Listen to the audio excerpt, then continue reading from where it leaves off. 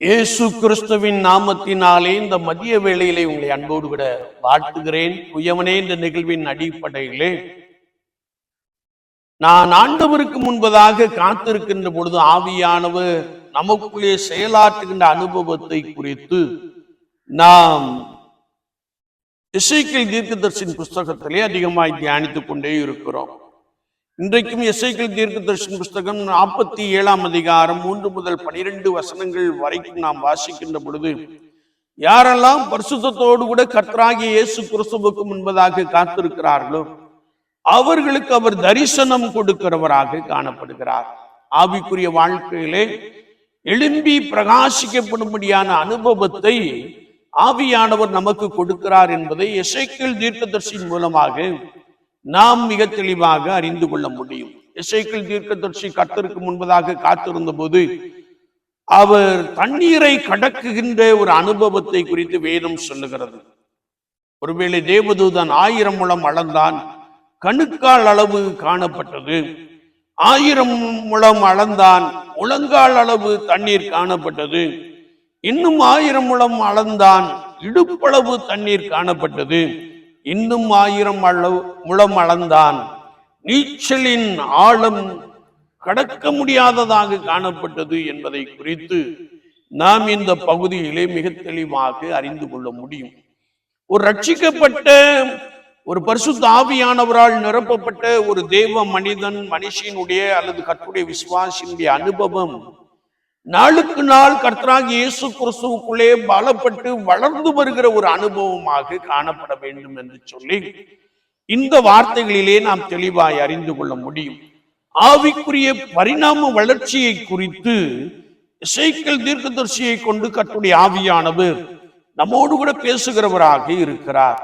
ஒருவேளை 1000 முழம் அளந்து கணுக்கால் அளவு என்ற அந்த அளவை குறித்து நாம் பார்க்கின்ற பொழுது ஆரம்ப கால விசுவாச ஒரு அனுபவம் என்று நாம் எடுத்துக்கொள்ள முடியும். அது மாத்திரமல்ல, முழங்கால் அளவு என்று சொல்லுகின்ற பொழுது ஒருவேளை நன்றாய் செபிக்கிற அல்லது முழங்கால் யுத்தம் பண்ணுகிற ஒரு அனுபவத்தை நாம் எடுத்துக்கொள்ளுகிறோம்.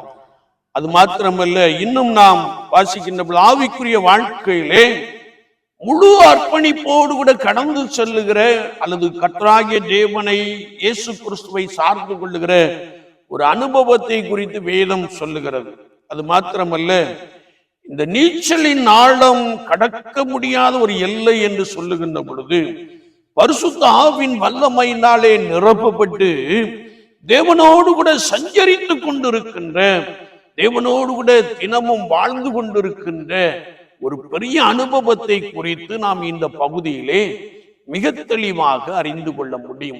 ஒருவேளை உலகம் பாவத்தினாலே அக்கிரமத்தினாலே நிரம்பி கிடக்கிறது. இதிலே பரிசுத்தத்தோடு கூட பரிசுத்த ஆவின் வல்லமையினாலே நிரப்பப்பட்டவர்களாக தேவனோடு கூட சஞ்சரிக்கிற ஒரு மிகப்பெரிய அனுபவத்தை குறித்து எசேக்கியேல் தீர்க்கதரிசியை கொண்டு கர்த்தருடைய ஆவியானவர் சொல்லுகிறார்.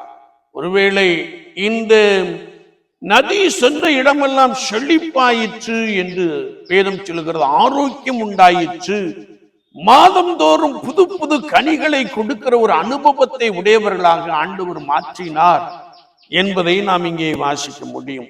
ஒருவேளை நதி சென்ற இடமெல்லாம் செழிப்பும் ஆரோக்கியமும் என்ற வார்த்தை எசேக்கியேல் தீர்க்கதரிசியின் புஸ்தகம் 32ஆம் அதிகாரம் 15ஆம் வார்த்தையிலே நாம் வாசித்த போது, உன்னதத்தின் ஆவியானவர் நம்மேல் ஊற்றப்படும் மட்டும் அப்படியே இருக்கும், ஊற்றப்பட்ட பின்பு வனாந்தரம் செழிப்பாகும், செழிப்பான வயல்வெளி காடாக எண்ணப்படும் என்ற வார்த்தையை நாம் தியானித்தோம். ஒருவேளை இங்கே பரிசுத்த ஆவியானவர் ஊற்றப்படுகின்ற பொழுது நமக்குள்ளே ஒரு ஆரோக்கியம் உண்டாகிறது, ஒரு பலன் உண்டாகிறது.